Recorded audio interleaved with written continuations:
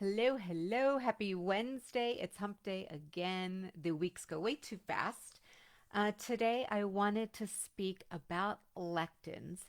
And you've probably heard about lectins.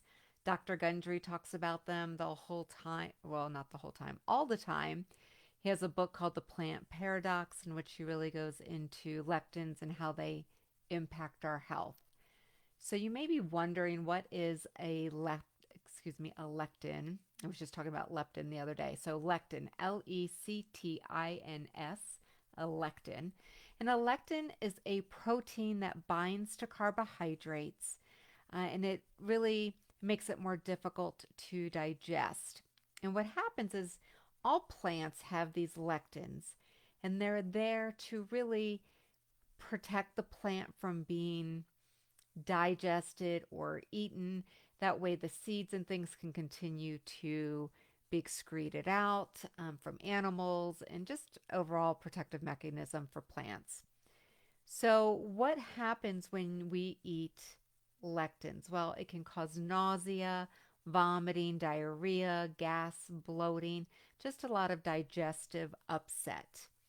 And what happens is that it creates inflammation in the body. It'll be a precursor or it could be a causative factor to leaky gut if you're eating a lot of things that have lectins in them.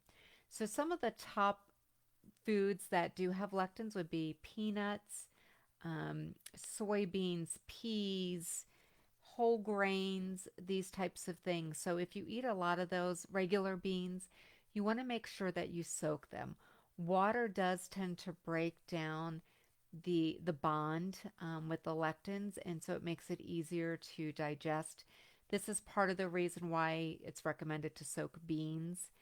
Generally, it does have to be in a higher temperature. So if you're a person who puts beans in a crock pot at a low temperature and you just do a low simmer, that will not be enough to break down that bond. But if you cook things at a higher heat, that will generally help to break down those bonds as well.